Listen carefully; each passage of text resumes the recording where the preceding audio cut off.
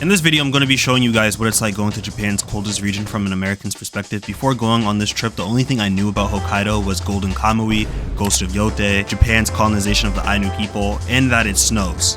A lot. I mean, when I was there, it probably snowed 5 times daily, and not too long ago, it even received a record of the most snowfall or something like that. Compared to Tokyo, where it was much more clear and sunny during this time, it was definitely a shock flying from 12 degrees Celsius to -20 in about an hour. But as someone from the Northeast, it was nothing I couldn't handle.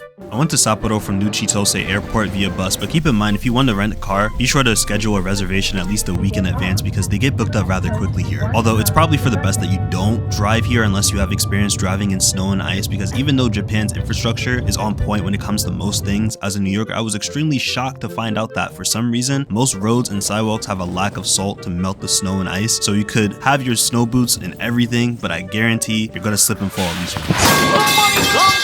It's a lot colder here than in Tokyo, but it still feels really great because I have a lot of layers on right now. We're not in the city center of Sapporo, but once we get there and I check into my Airbnb, it's gonna be a lot of fun. We're gonna try a lot of food, a lot of different things, see a lot of different things, try to see a lot of temples and shrines that are all the way up here in Hokkaido as well, and some really nice natural sights. Yeah, these sidewalks were definitely not made for suitcases. Clearly. Plus, it doesn't help that literally one of my wheels are literally broken. All right, guys, I just took a massive, much needed nap, and I'm headed to Odori Park right now.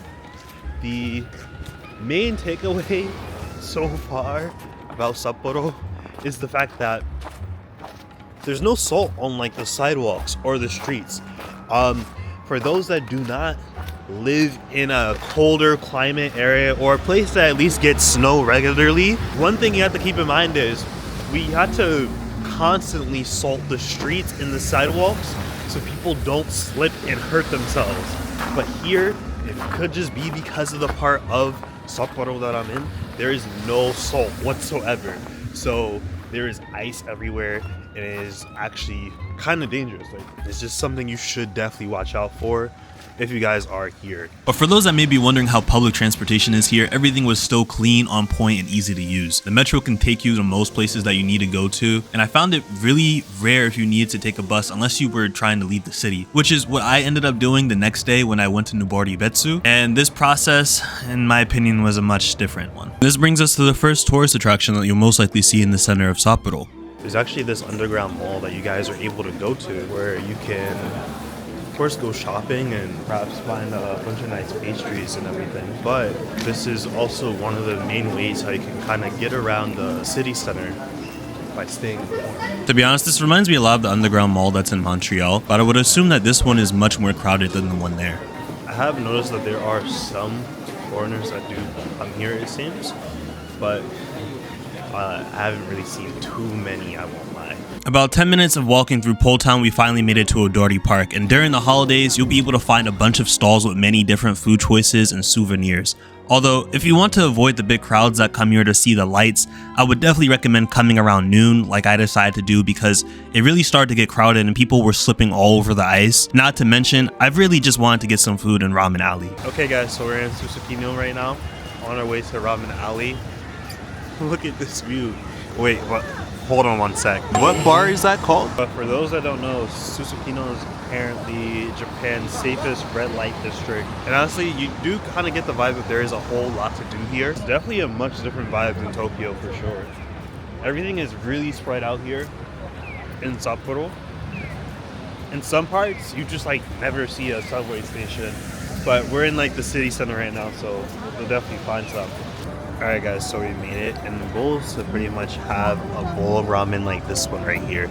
Although, there's a big line here, and that's honestly to be expected just because of how popular this place is. But the thing is, I don't necessarily want to wait here all day. So, I'm gonna look around and see what's probably different from what everyone else wants to go to. It looks so good.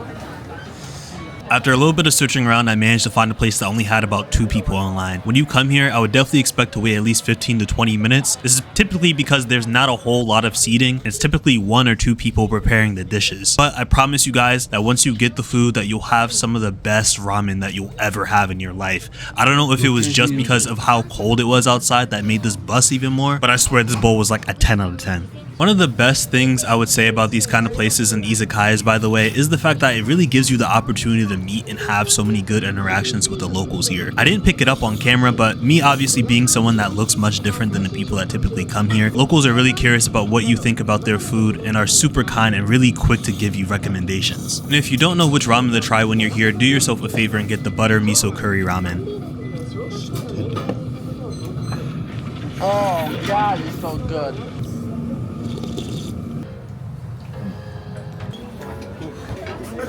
That was really good, guys.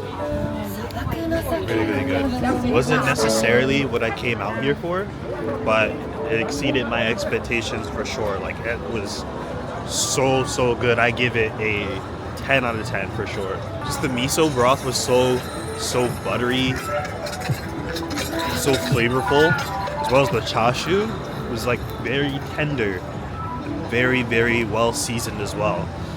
On my way to the next place, I couldn't stop thinking about the fact that Sapporo may be one of the best aesthetically pleasing cities that I've been to during the winter time. And I will be doing more exploring before I leave Hokkaido, but there's still one more thing that I need to try tonight. Okay guys, so we finally made it to the place where I really wanted to try some gyudon.